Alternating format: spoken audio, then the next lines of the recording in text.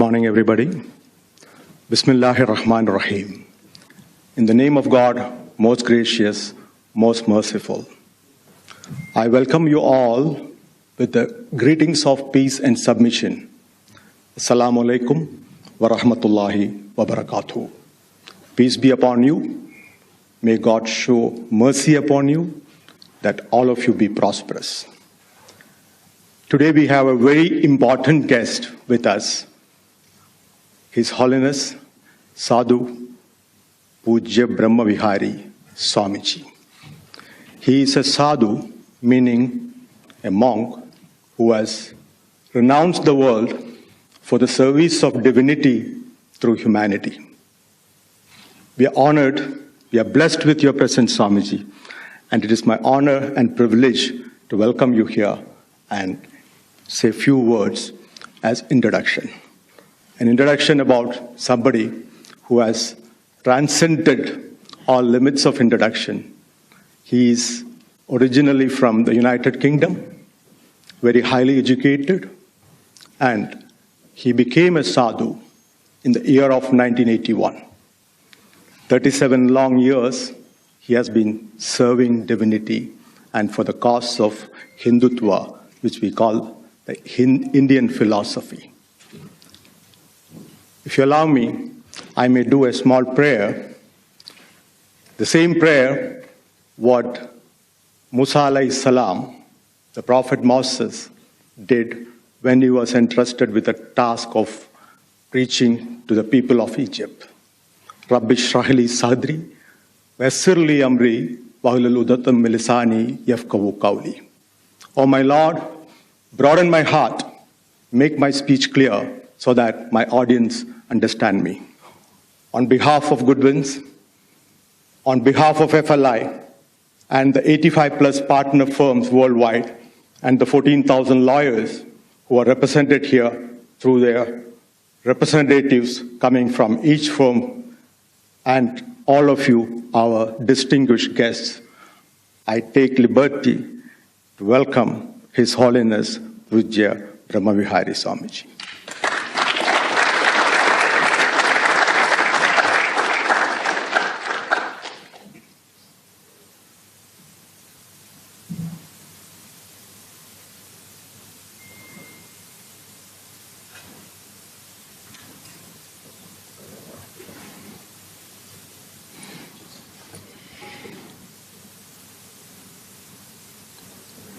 Om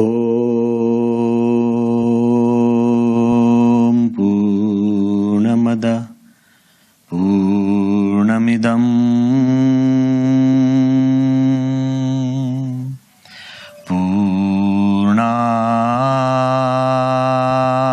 Purnat Purnamudachyate Purnasya Purnamadaya Purnamevavashishyate. Om Shantihi Shantihi Shantihi. Shri Swaminarayan Bhagwan Jai. Akshar Purushottam Maharaj Jai. Radha Krishna Devani Jai. Siyavar Ramachandra Bhagwan Jai. Umapati Mahadevani Jai. Guru Hari Pramukh Swami Maharaj Jai. Guru Hari Mahan Swami Maharaj Jai. Pramukh Swami Maharaj Shatabdi Mahotsav Jai.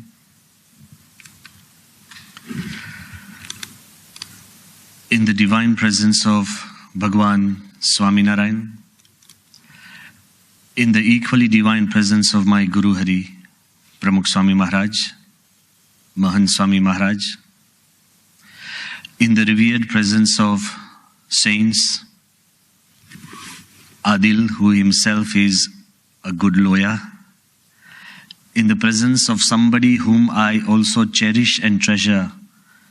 And we met as strangers. But remember one thing, the people whom you meet as strangers, that friendship will last even after you are no longer on this earth. Shaheen. We met as strangers, but he has been a rock in whatever we have been able to do in the Middle East. So Goodwins is not introduced by the First Law International, but First Law International is introduced by each of you in the world today. So I take this opportunity first to thank you for at least in a lawyers' conference arranging a spiritual talk. Nowadays, it's rare. We all worry about ethics, we talk about values, but who generates them? Who creates them? So this step in doing something in this part of the world by a Hindu sadhu speaks much about harmony and the values that you share and stand for. Thank you very much. At the same time, I'd like to start with something which I had not prepared for. But 2 days ago, I was in Bahrain. And in Bahrain, we were in the royal court, which actually officiated between the Prime Minister's court and the King's court and the Crown Prince's court. There I happened to meet a very important royal family member. And he is not just important, he's influential, intellectual. And he asked me, Swamiji, why don't you stay on a little bit more for Bahrain? And I said, no, I have something important that I have to do in Abu Dhabi. He said, what? I said, there's a lawyers' conference. And the first words he said, beware. That talks a lot about our reputation. I don't want to go into that. But I didn't see it negatively, and I don't think he meant it negatively. He was just trying to tell me that, Swamiji, be careful of what you speak because lawyers can give wings to your words. Be careful of what you mean because lawyers can mold and remold meanings of what you say. But at the same time, when I look at you and the way you received us, it was not in my mind at all that there would be a small arti in the presence of a royal lawyers' conference. The way you received us. We no longer see you as lawyers when we see friends and friends who represent 14,000 lawyers from 85 countries and hundreds of such lawyer friends, then I feel invincible, protected for life. So thank you very much for receiving us in the most homely and friendly way that you could have. Coming back to what I wanted to emphasize is every profession is important, and as Shaheen just said, one of the root cause is do your duty. Be proud of your profession. You don't need to fight for it. More than a profession, you should have a passion for it. A profession extracts life from your life. A passion breathes in life into your life. So if you consider your profession a passion, then I believe it's very important for the world. Once in such a small conference where professionals had got together, and obviously when all professionals get together, there's always discussion, then discussion slowly goes into debate. And they started debating that whose profession is the oldest.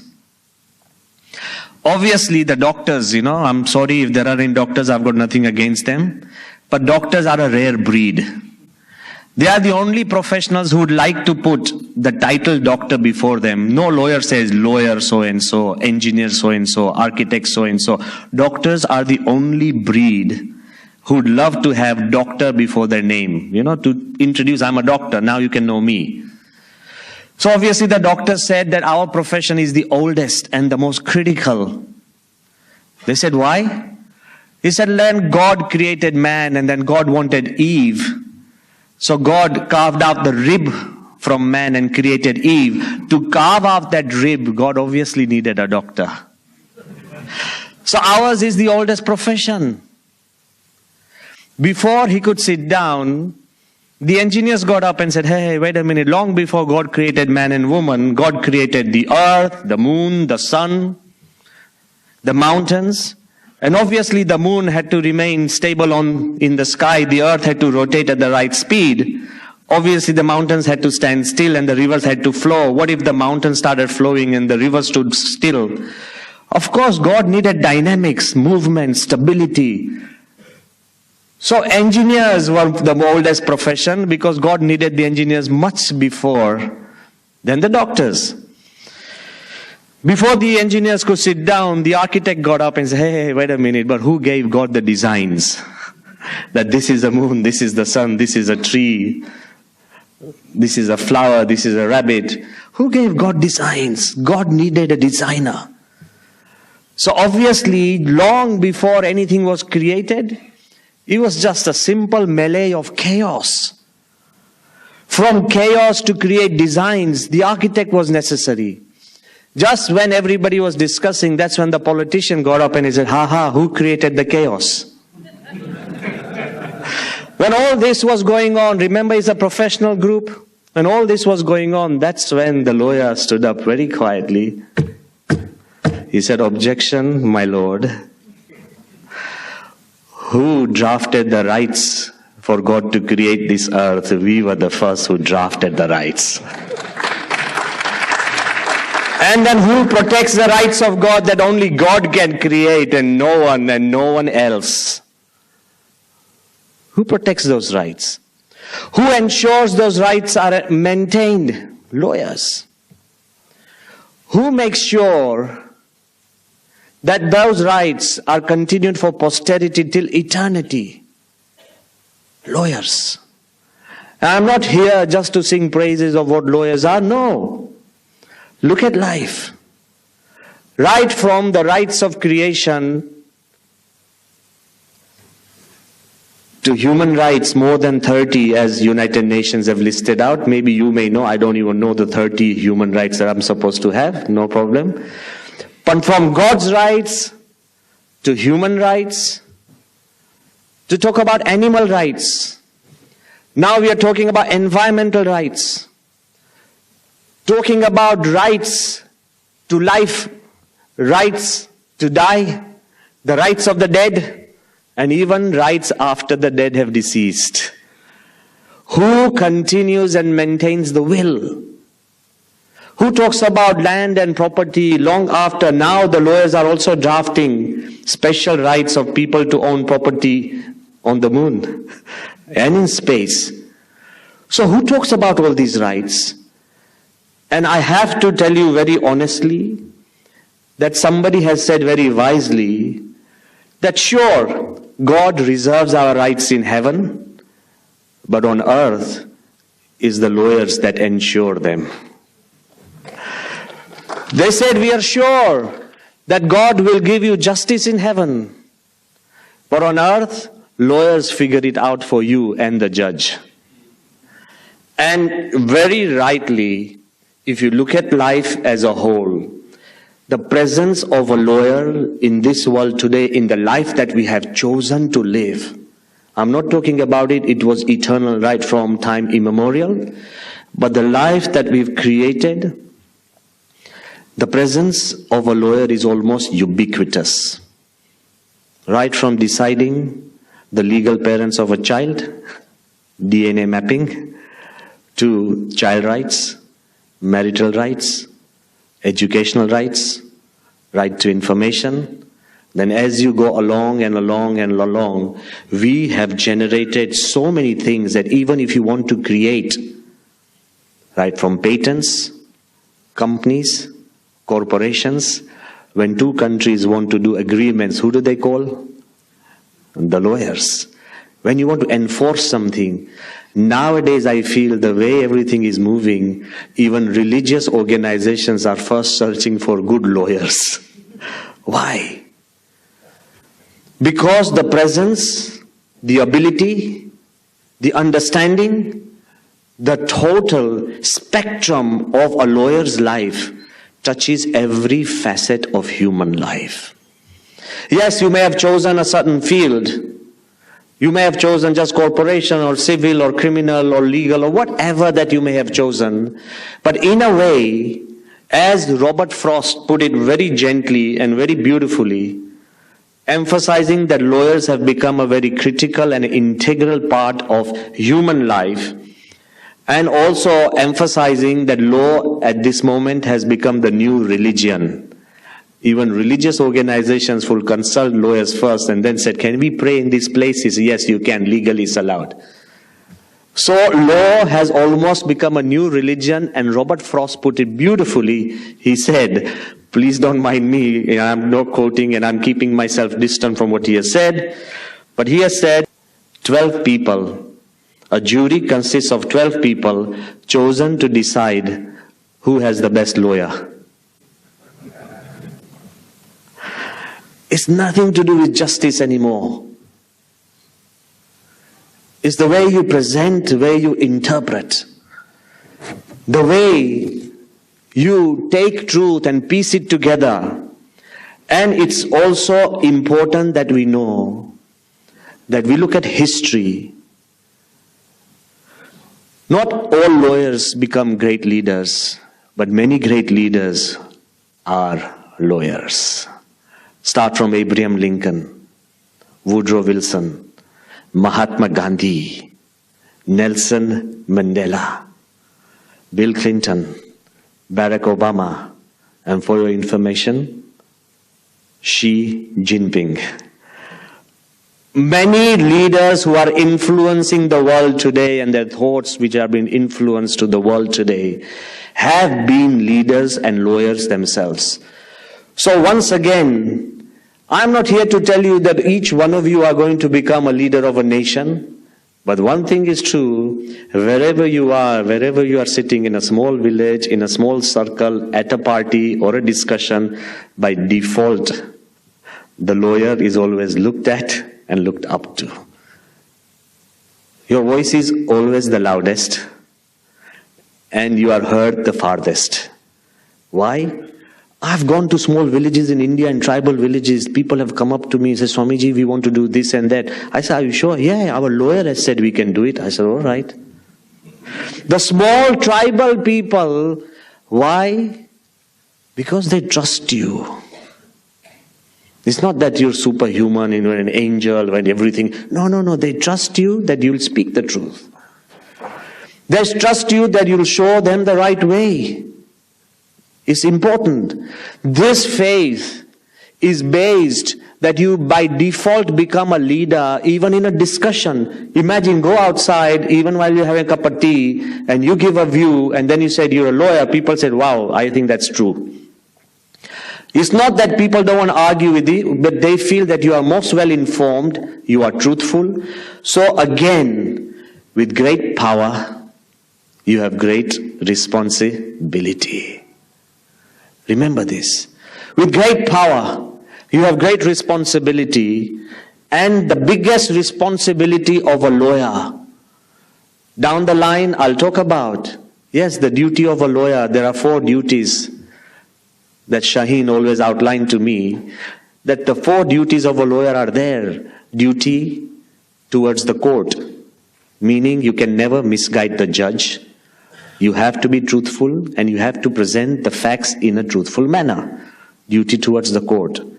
Then there is duty towards your client. That you have to tell the client everything that is within the law for his protection or her protection. Duty towards the court. Duty towards the client. Then there is the third thing which is most important. It is duty towards the community. It's not just society, it's duty towards the community. Whatever you do, whatever you take in your hands, it's important that it should have a community role and impact that would be beneficial to the community. Then the 4th is duty towards your counterpart, counsel. They're all C's. That you must respect your opponent. He's a lawyer. And ethics tell us that we must respect them. But I'm here also to tell you that one of the most important duties of a lawyer, which gives prominence or meaning to all these four, is duty towards his own conscience and truth. A lawyer's life is not like a scientist who invents. A lawyer's life is more like an archaeologist who discovers. If you go around inventing truth, which nowadays many do, you're not a good lawyer. Don't be a scientist in your profession. Be an archaeologist who discovers the truth, who digs out the truth. So a lawyer's life with truth has to be like an archaeologist who discovers, digs out the truth.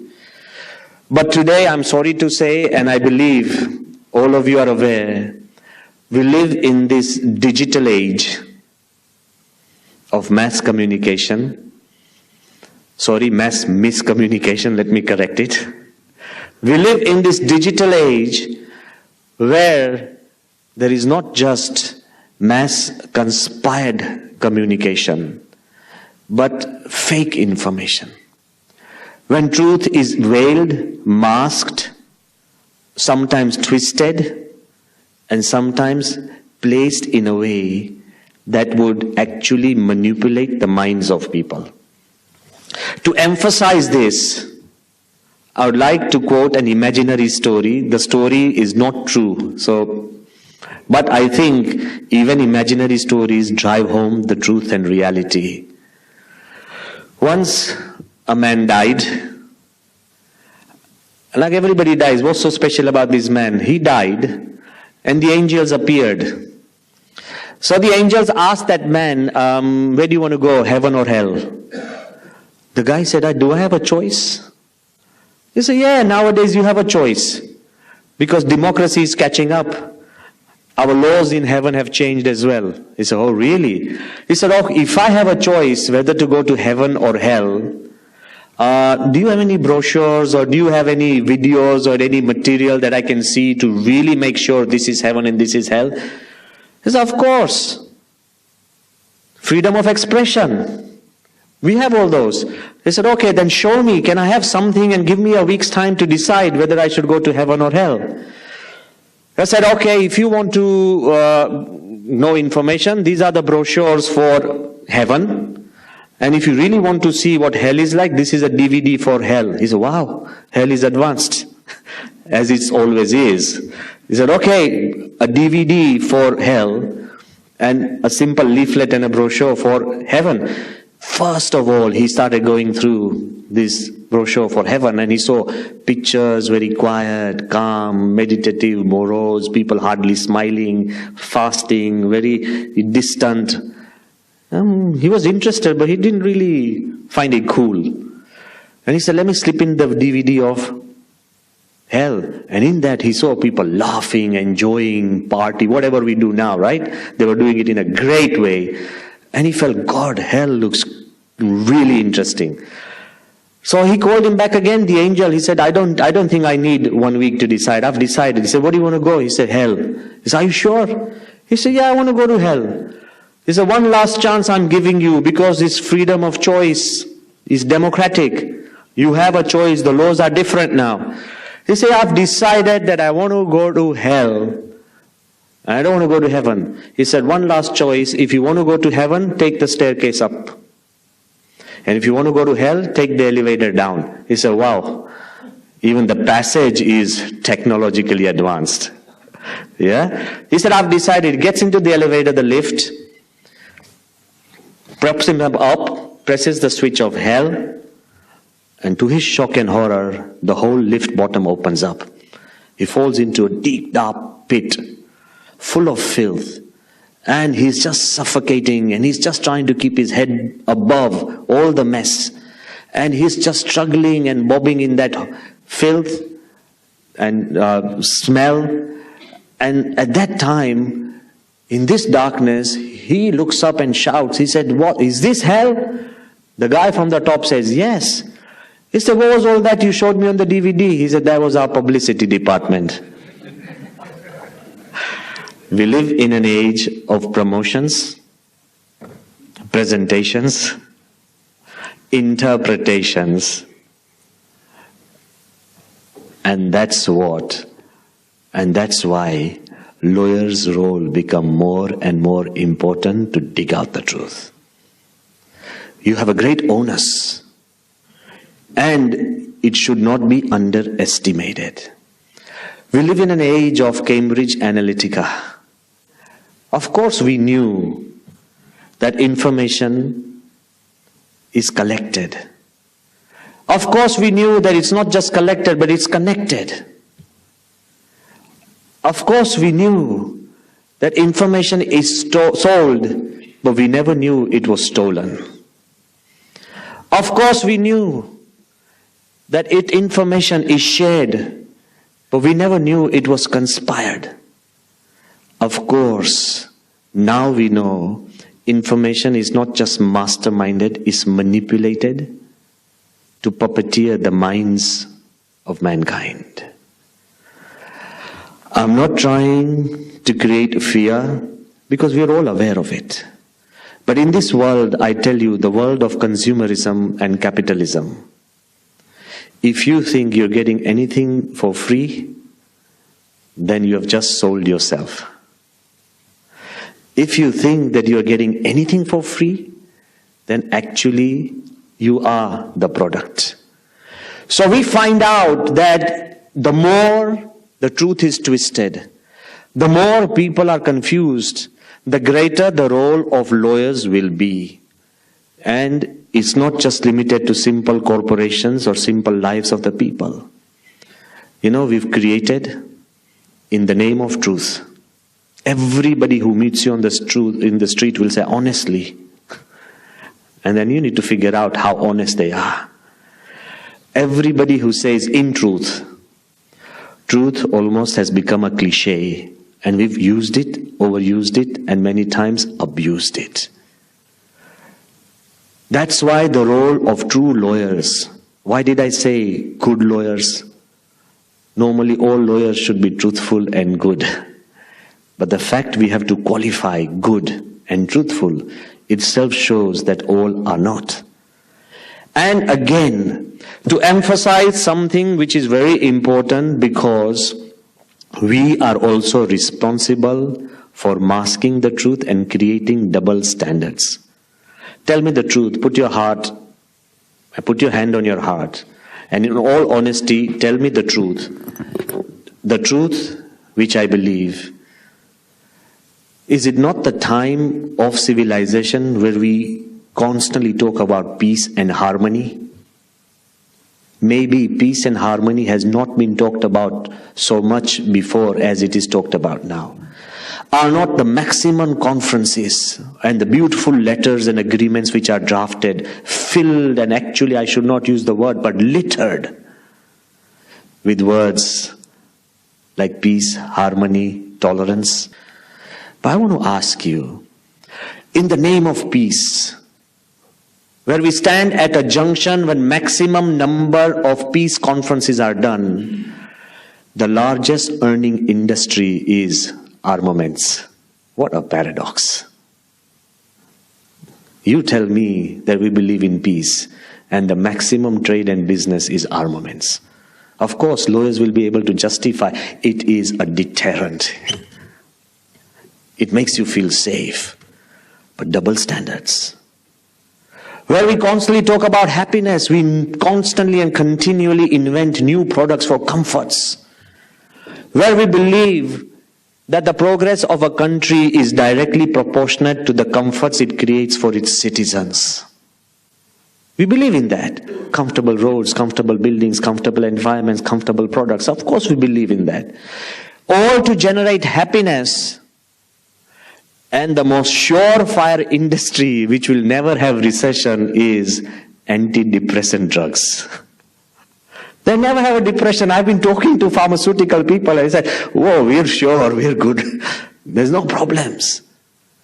We talk about happiness, we have conferences, we have international days of happiness, but have we ever sat down to really think, is this the right standards that we want? Not only that, go a step further. We all talk about family values. Not a single conference, wherever you are, or not a simple discussion that you're having across a dinner will not talk about family. But how many of you spend time with your family? Come on. I didn't want to talk like that. I know nobody wants to put a lawyer in the witness box, so sorry, forgive me. But I want to really be honest and I really be truthful. We talk about family values, but how many of you spare? You'll easily tell me, Swami, but where's the time? Do you believe in it? Then you'll find time. It's important that we actually honor what we believe. I should not be saying this, but there's not a single culture, not a single religion, not a single country, not a single conscious person who will approve pornography. We all know it's wrong. Then why does it exist? Why do electronic companies, those who do not have special trade agreements with that industry, fail? You go back and do your research. I know of companies who have failed, who have refused on moral high ground not to have any business, and they failed. These are the questions when you are searching and digging out truth for the world, for society, for your clients, and for your own conscience. They should be asked. It's not in finding the right answers, it's in asking the right questions. I was in England, and I remember in the late 1970s, the Labour Party ran an ad. And the ad was so simple, the ad went along, that why are we worried when our children come back home late? Why do the elderly feel that they will never recover from ill health? Why do we always believe that prices will continue to rise? Why do we not feel safe in our own country?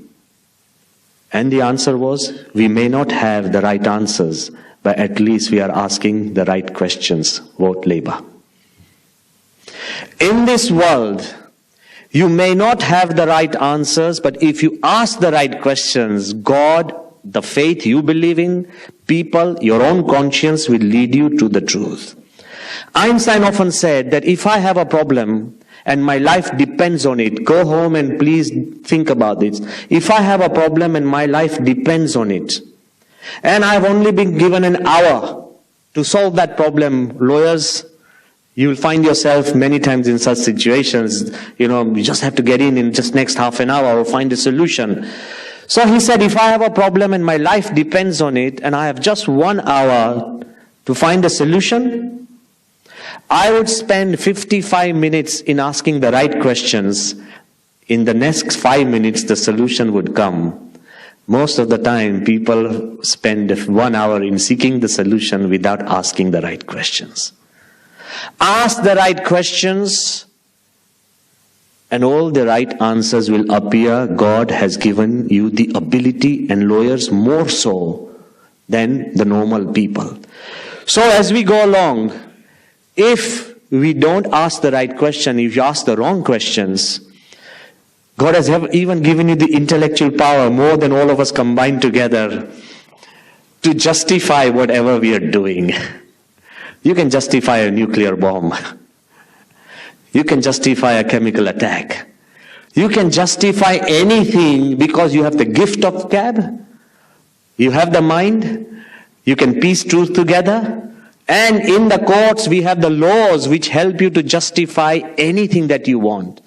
To give you a classic example, something which I have treasured since I was a young child, and all not in the wrong way, please. Again, I'm giving you a special small fine print. It's nothing to do with me, it's sheer history. All of you as lawyers must have heard of the name Robert Allerton. If you haven't, then I want to talk about it. Robert Allerton in 1962 in England, He was a criminal par excellence. He was a thug on the street. He was not this huge mastermind criminal who would do giant conspiracies and scandals. No, he was the normal thug on the street, the bully, the guy who got into fight almost every day. Robert Allerton spent more of his life in the prison than outside. Every time he got free, he did something, he went. Either mugging or beating up or, theft, whatever. He would get into the prison The British people started wondering, this guy, what does he have? Prison jode su nato che, what affiliation he has with the prison. He's there every other day. So after spending so much time in the prison, one interviewer, his name, Tony Parker, he found courage to go into the Royal Belmarsh prison. In England, even the prisons have to be royal. They're so fixated about royal stuff. If anybody is here from England, please forgive me. But I love England.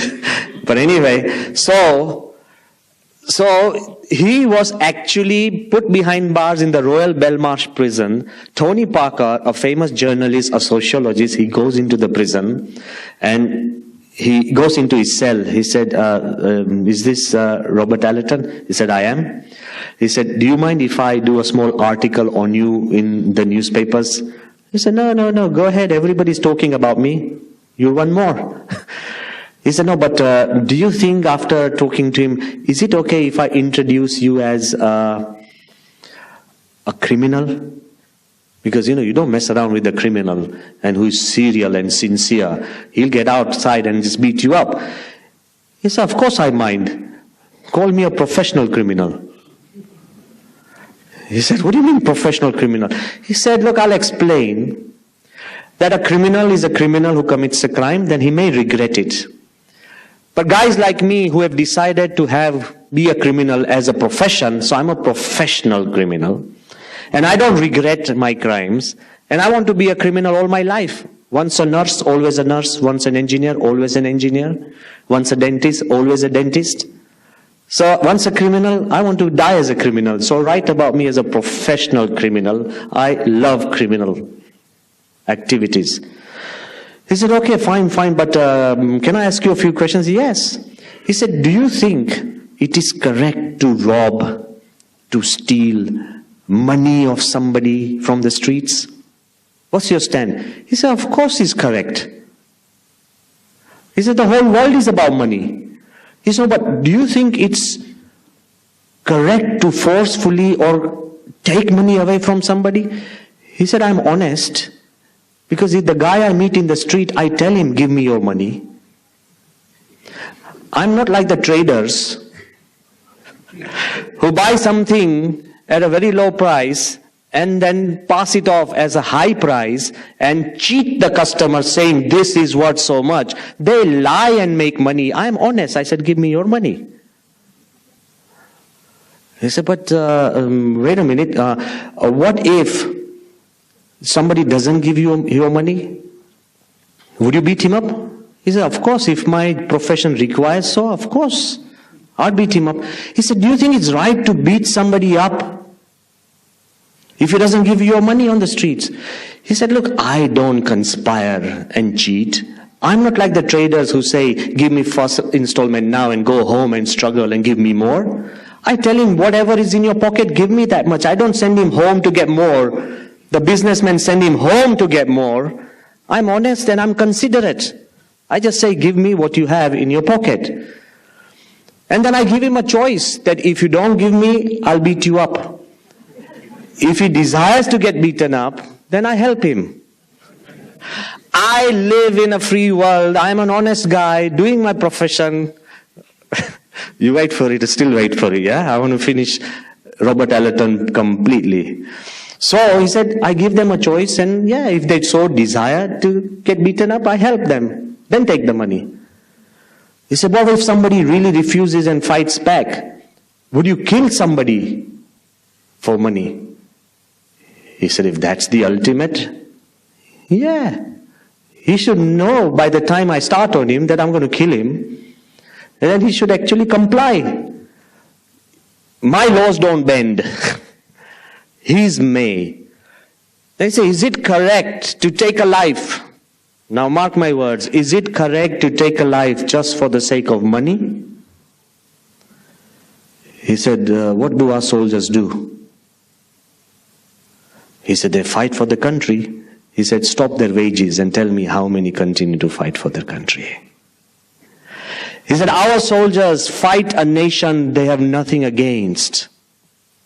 They kill people they don't even know. They destroy cities that have not harmed them. They work on orders they may not believe in.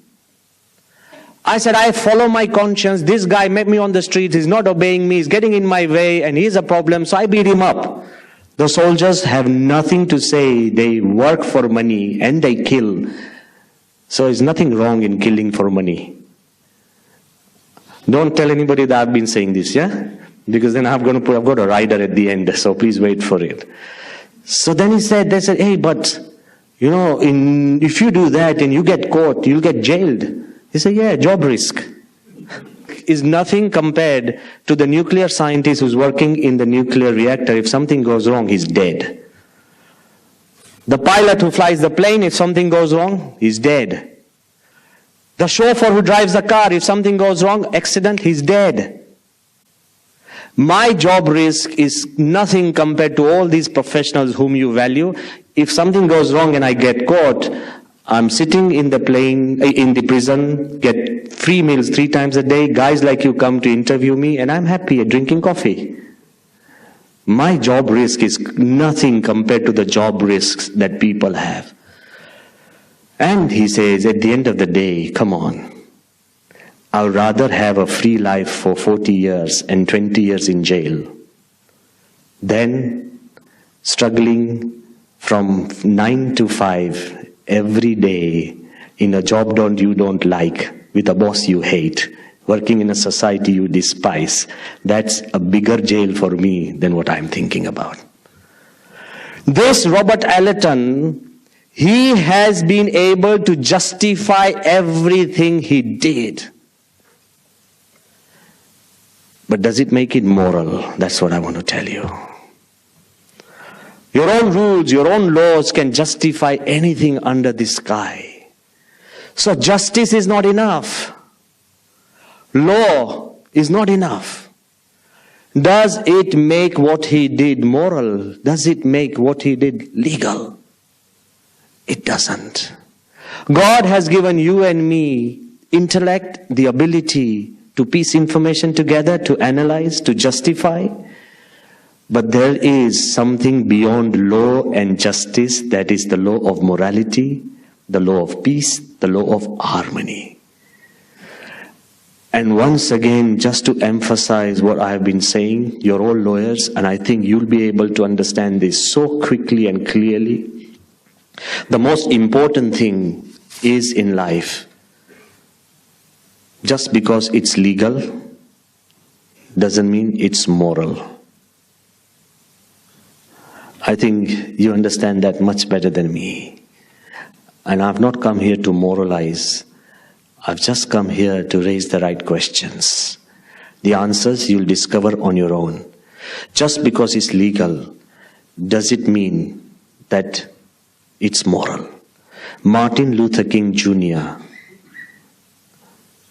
This is really shocking.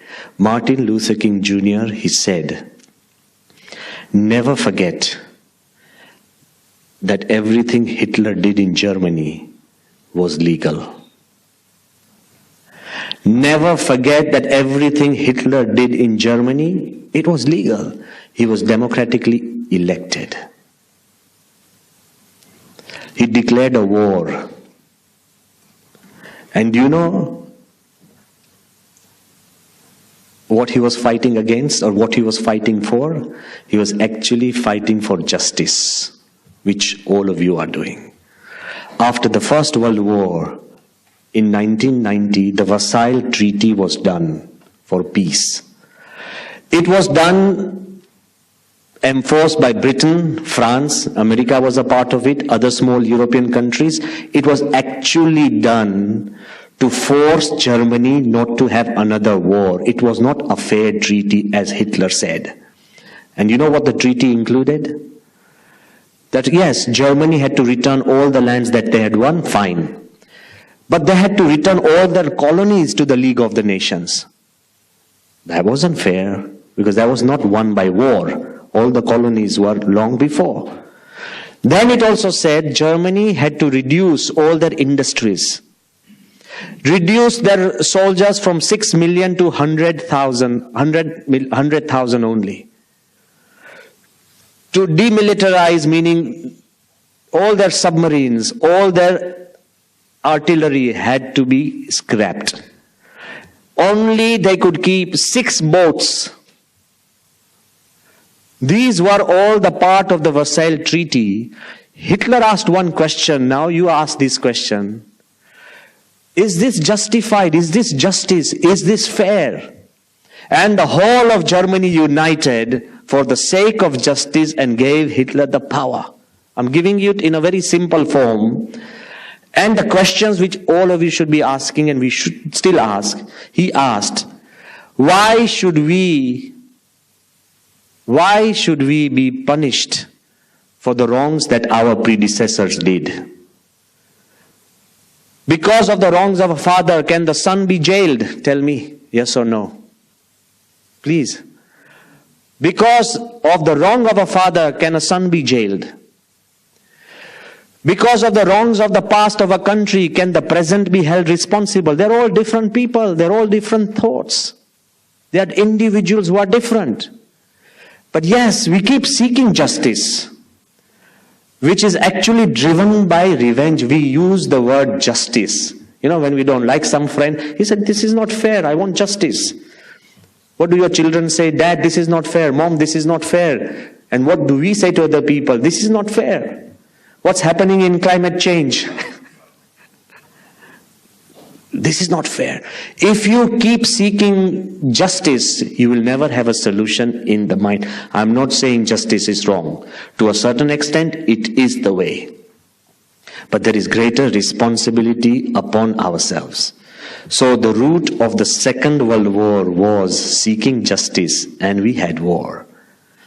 And I also explained there is not just justice done in the simplest way, but if you continually seek justice and you continually create laws which are wrong and which are not fair for the whole world, you know, I think why this international first law international has been created, because all lawyers don't know about the laws of the country their clients may want to reach.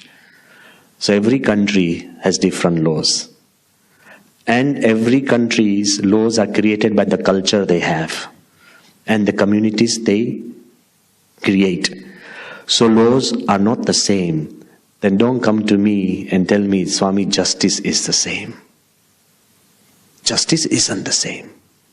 Once, last year, I was standing in Jefferson Memorial. And as I was looking at all the beautiful write-ups that Jefferson himself had done in the Constitution of the US, there was one line that said, all men are created equal. Fine? So I read that all men are created equal. And I don't know what came over me. I said, all men are not created equal. And you should have seen the tourists and the people. They all crowded me. They suddenly thought that, oh, I'm some funny guy who's come from funny world. And I just stood there. I said, all men are not created equal. We are born in different countries, in different cultures. Each one of us on this earth has a different lifespan. Where is equality? Some have disabilities, some don't. Some have greater intellect, some don't. Some are born in a poor family where their whole life they spend in just trying to survive. And some are born in wealthy families where there's no issue of survival. Some are healthier, some are weaker. Some get better opportunities, some don't. So now you tell me, are all men created equal? Coming from a spiritual person, you'll be shocked. But no, let's talk about reality. Let's talk about reality. All men are not created equal, but I believe they should be treated equal. That's the role of God. Despite our differences, despite our variety of knowledge, variety of intellect, variety of background, differences of religion, even thinking, if we learn to respect and treat each other equally, that's what we mean by all men are created equal. They aren't created equal. Even you and your brother are not equal. Even you 10 years ago and you now are not equal. It's a constant flux. You keep changing. So all men, despite their differences, they should be treated equal, and they should be honored and respected in that way.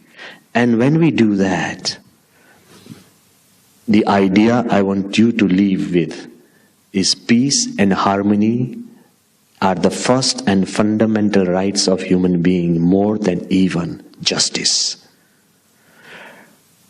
By what you do, what you create, if you are going to disturb peace and harmony on this earth, that's why I think yesterday His Excellency Sheikh Nayan did mention that in this country, they have started that way.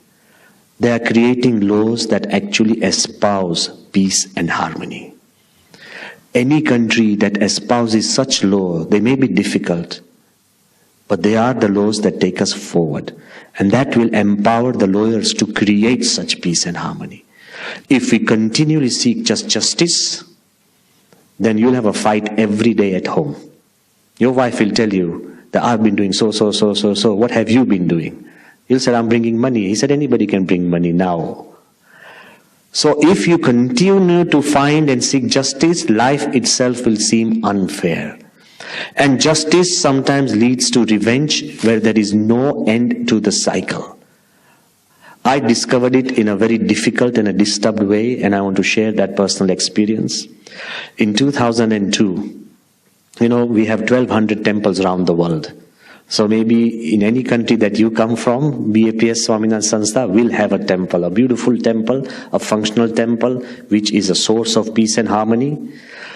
Our main temple in India, the name is Akshardham.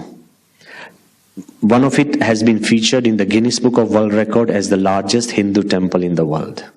Temples which have been visited by almost most international leaders, even heads of different religions, for peace, for harmony. One of our temples in 2002, in September 24th, was attacked by 2 terrorists. A temple which is prided for its cleanliness, peacefulness, which has been visited right from Dalai Lama to Bill Clinton to Lech Walesa, all, you name them, they've come for prayers. But when it was attacked by 2, and I will not fear from saying the truth, that they were true, misguided Islamic terrorists, they came up. I know terrorism has no religion, but it was a Hindu temple and it was attacked. I was there whole night.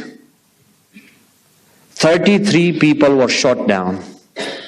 One of our own sadhus died next to me. And we were struggling to come to terms why, what. Our temples around the world do not have even a stick for security. Forget about guns or armaments. Forget about that.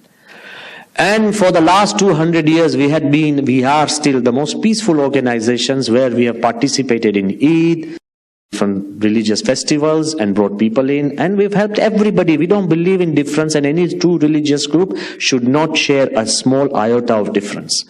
I remember on that night when these 2 terrorists came, and they mowed down, they killed people, whole night, the whole of India stood awake. NSG special commandos were sent in. And as I recall before you, I've never heard so much gunfire and grenades. They had come with grenades and gunfire. It was such a scene. And I still remember at the end, at 7 o'clock in the morning, when the 2 terrorists were actually hunted down and found in the temple premises, and then they were killed by the commandos. When we went into the halls, there was so much blood. So horrifying. For months, those images never left my mind. I'm a spiritual person, I meditate, we go over it, we above. But I just could not come to terms with that. Our spiritual head, Pramukh Swami Maharaj, now see how enlightened people see the event. We were the targets. We were hurt. It's so easy to talk about peace and harmony when it's somebody else's problem. But when it's you at the center of the issue, turmoil, in the eye of the hurricane, it's a different matter. So I was like so overcome when everybody came down and went and everything. Then the next day, our spiritual head told me, he said, don't go deep. He knew my mind, that I'll go deep, I'll ask, find out. He said, don't go deep. He started sprinkling flowers as well. All the people who had died, he met their families. Then he met all the people. 75% of India had gone on strike as a protest against this attack. You go into the news and you'll find out. But when our spiritual leader was sprinkling flowers and holy water all over the temple premises, suddenly he asked me, where did the terrorists die? And I was so scared. I knew under a tree from there, they had jumped and the commandos had shot them. I pointed at the tree. He took the flowers, even there. And I have to confess, I was walking with him, but I stood still. My feet and my mind did not allow me because I had not forgiven anybody. Our spiritual head, Pramukh Swami, he went right there. He sprinkled flowers there as well. And he said prayers for them as well, saying, may no community, no culture, no religion be the receiving end of any terrorism. And may nobody get thoughts of terrorism ever again. This was the prayer that he forgave them. And that's the reason we could build another Akshardham in Delhi. And now we are building another Akshardham in America. And we are also building a beautiful Akshardham and a temple in Abu Dhabi. When you stop seeking justice and you are responsible for peace, yes, you have been hurt. But why do you want to hurt people on and on more and more? Why can't we let go of the past and face the future? If you started seeking justice, then there is no reversal in this cycle of revenge and hate. As Luther King has said, darkness cannot drive out darkness, only light can. Hate cannot drive out hate, only love can. And this is not something I'm bringing you from the books, this is something that I've experienced. He helped us rise beyond a wound that we felt would never heal, and wounds heal. If somebody tells you that wounds don't heal, don't believe them. Wounds heal. I ask each one of you, might have a wound. I have a wound here, which I fell down at about the age of 6, and there's a big gash. And I remember I cried at that time a lot. There's a lot of blood. But when I look at the scar, I have the memory, but I don't have the pain. There are so many things in your life that you have a memory, but give up the pain. There are so many people who keep their pain fresh inside the refrigerator, fresh as ever, across time. And whenever somebody comes in, you spew out that venom. Go beyond. You have been hurt, yes. Life has been unfair, fine. Somebody betrayed you, fine. If you keep preserving that, your own hates and hurts will destroy you much more. Learn to go beyond. Peace and harmony are far important than revenge and justice. They are far more important. There was one man, he developed the cancer of the heart. Normally you don't develop cancer of the heart, the cardiac muscle is special. You get cancer of the liver, cancer of blood, you get cancer of the intestines, you get so many cancers, but not the heart. The doctor started wondering, how come this guy he was a Jew, and they said, but there must be something, there's no medicine that's actually working on you, you're not responding, so it must be something in your heart that's disappearing. He said, yeah, I'll never forget Hitler. He said, well, I was in the concentration camp. What he did to me, humiliated me, harassed me, I'll never forgive him, I'll never forget him. The doctors told him that don't keep this hate in your heart, let go of it, it's hurting you. He said, why should I? I'm the guy who has been hurt. You weren't, I am. That's ego. And the doctors said, at the end of the day, he died. You know what the doctors wrote? What the concentration camp of Hitler could not do to him, he did it to himself. Why do you reserve all these hates and hurts? Go beyond. Peace is more important than justice and revenge. And it's happened. You know of Nelson Mandela? When he passed away in 2013, 100 world leaders gathered for his farewell. Most of them he had never met. 100 leaders of top organizations came to pay respect. Most he never used. Mandela was born in a tribe. As a youth, he was struggling for education. He tried and established his law firm because he's a lawyer. That's why I'm telling you, don't tell me you can't do this.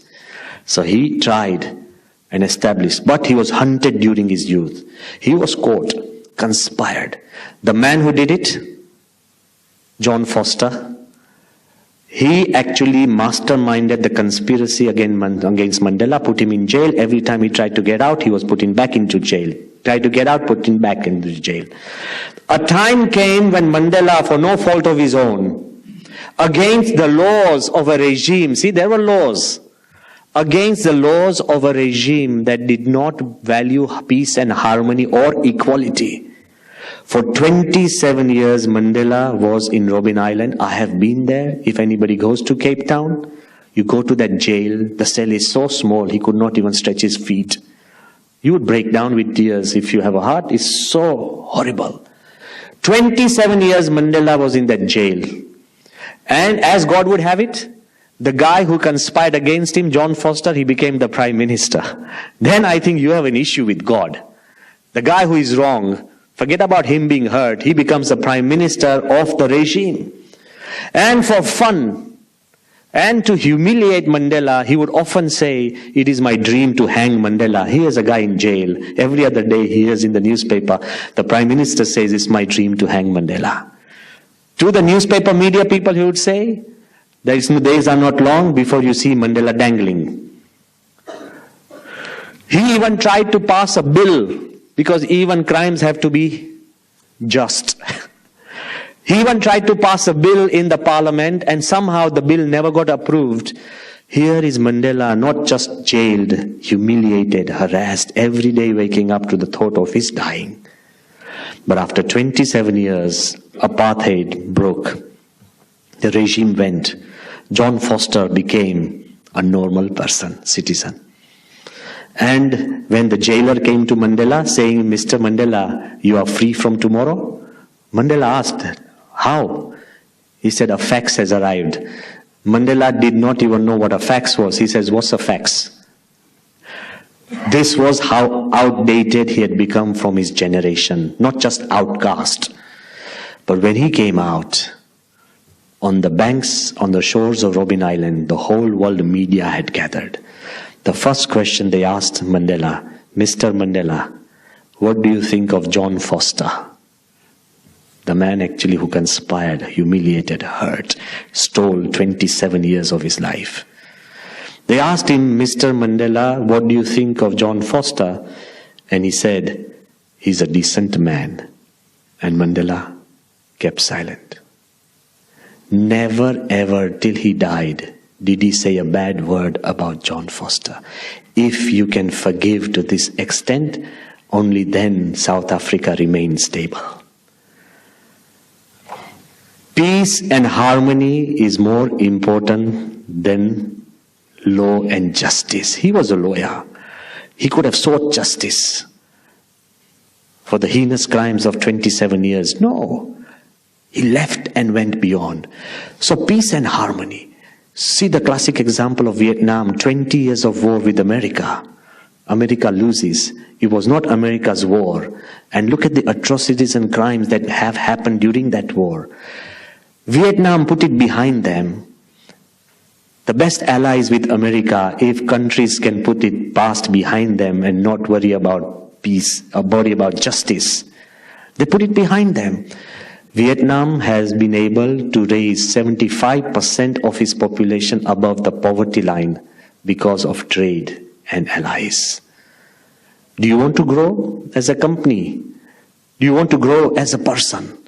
So most important, I wanted to say that if you find a way to share, if you find the way to go ahead in a place, not seeking just justice. Yes, justice is your profession.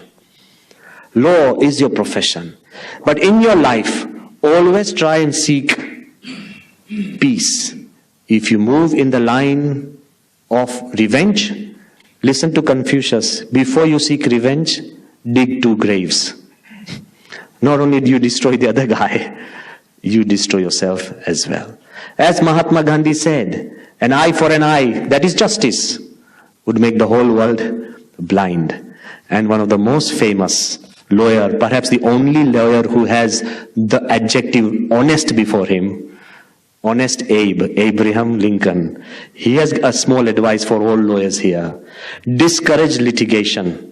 Persuade your neighbor to compromise whenever you can. As a peacemaker, the lawyer has a superior opportunity of being a good man. There will be business enough. Can you, apart from doing your business, can you be the peacemaker?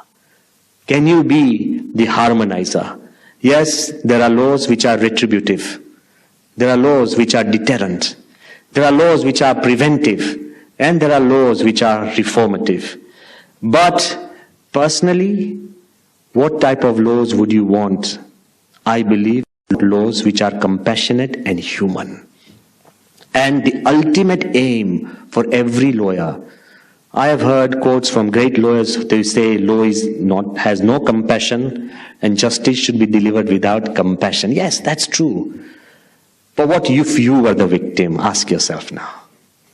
One Supreme Court lawyer from Delhi came to me crying on his knees. Why? He was a great lawyer for divorce, but he was undergoing divorce. And he was crying for his children. He said, I am a lawyer, but God, I want a law which is more human, more compassionate. Would you want the same for your child, your family, yourself? Ask yourself. At the end of the day, we do have bigger duties, but like I said, the court, the client, the community, then I also said the counsel, but like I said, your own conscience. If you become careful with your own conscience, do you have a value system that helps you? So all I ask you as lawyers, can you be happy with your own life, in your own family? Don't tell me you don't have time. You'll say, Swamiji, I have so many clients, but the clients came to you. Your family you brought into this world. Your responsibility towards your family is far more. You tell me, Swamiji, that I have so many duties to fulfill. Your biggest duty is towards humanity as well. So once in a while, try and work a little free. Not everything is just about money. Try and work where your passion lies. You know why I'm telling you? Because I've had this experience from Shaheen. All the temple constitution and all the guidelines we have been constantly receiving are all done in charity by one of your partners, that's Shaheen. He is a Muslim by faith and he's espousing a Hindu temple. I think First Law International has the character and the culture of being that. Try and do something which does not give you a return of money. Once in a while, I'm not trying to say sell everything that you have. Be compassionate. Then compassion will flow towards you, for you. I also want to insist in one most important thing, that if you have a family, give time to your family. If you have people that you can help them at the right time and say, I don't want anything, genuinely. They won't believe you at first. They'll think there must be some ulterior motive. No, feel genuine and create a value system. Yes, so many lawyers tell me, Swamiji, I can't refuse the rights of any client. If they come to me, I have to represent them. It's not true, come on. When you are busy and overloaded, you say no. When you are tired and you are ill health, you say no. When it's somebody that you don't really respect, you do say no. I am asking you to create your own value system. Don't represent cases that all that come to you, that you acquire. At least some through your own value system, filter them. And you have the right to say no, saying not me. You will tell me that Swami, some other lawyer will defend them. Fine, let them. You should not be. You should have your own value system guideline. That guides you. I'm not here to dictate that value system, but you should. And if you tell me that you are too busy and too uninterested, and you think spiritual life is unimportant for a lawyer, I think lawyers are the most important people that need it, because you are the only one who deals with truth. And truth is the representation of God on this earth. Mahatma Gandhi was a lawyer.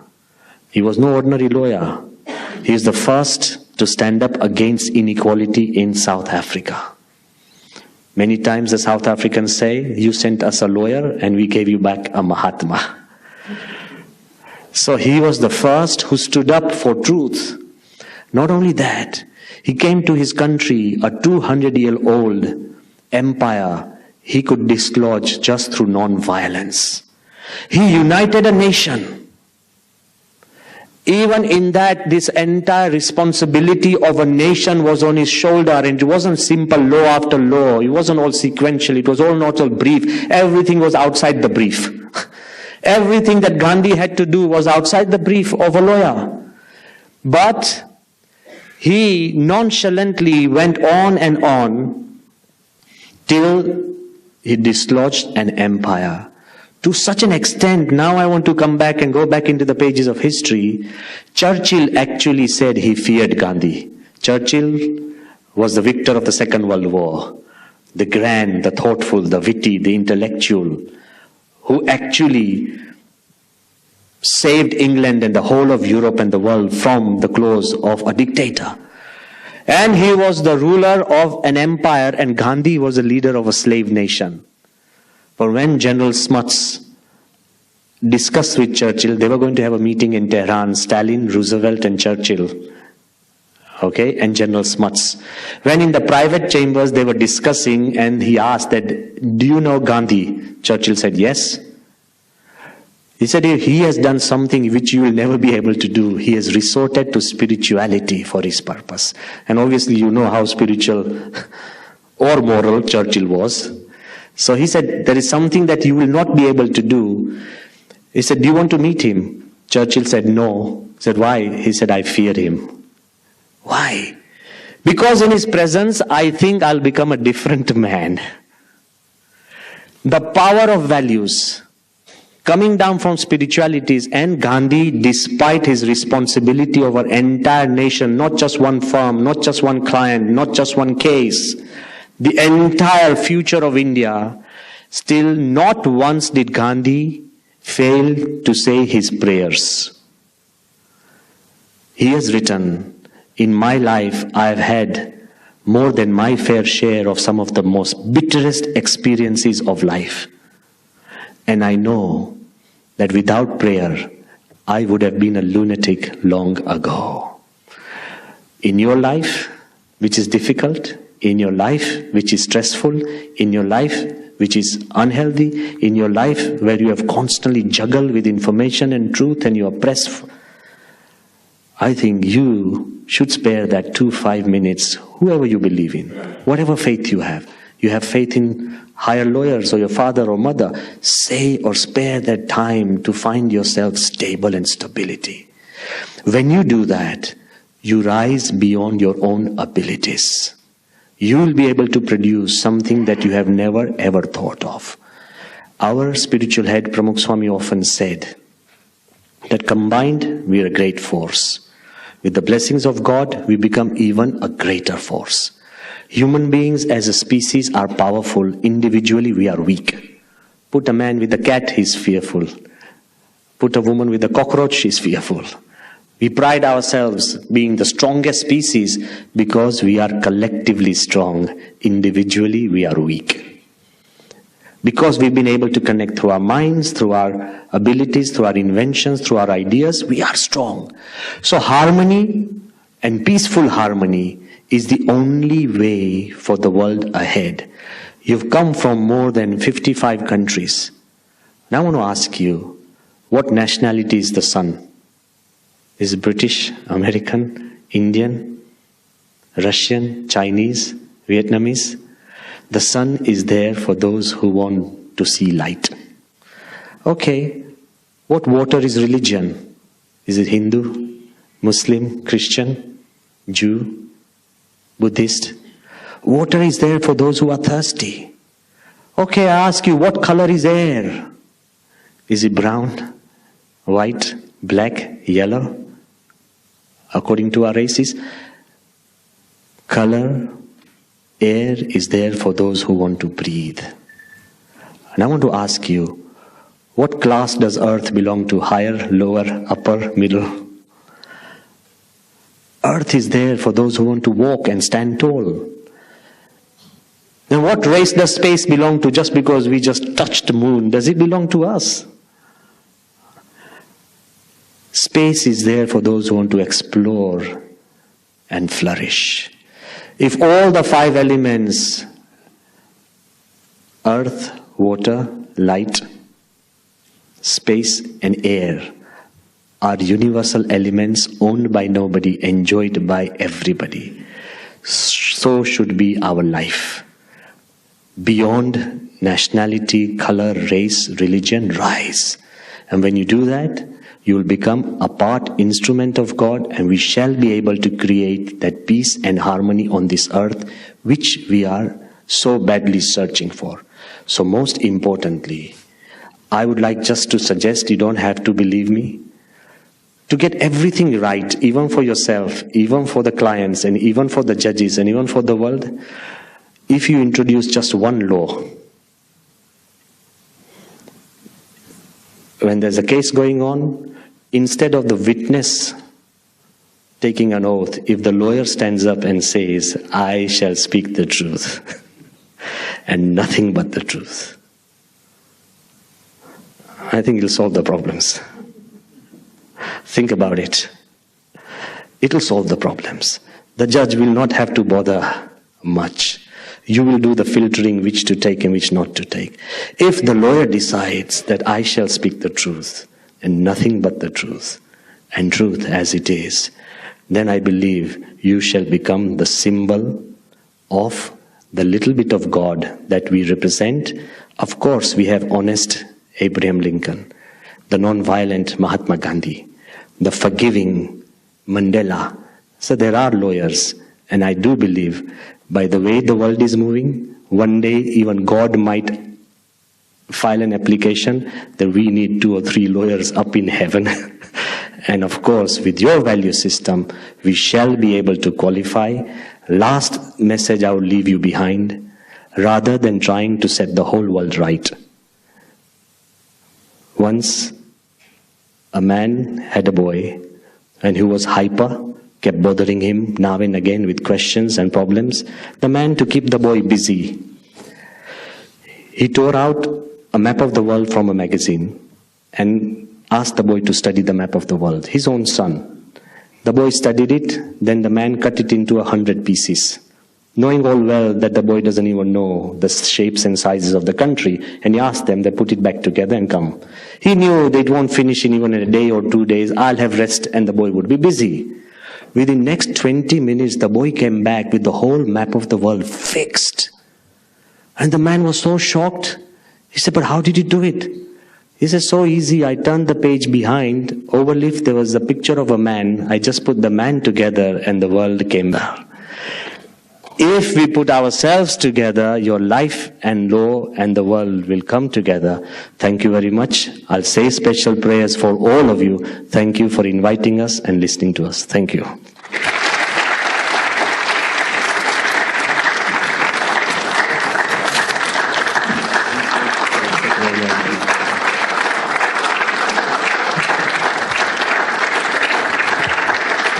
Thank you very much, Swamiji, for enlightening us with your divine wisdom.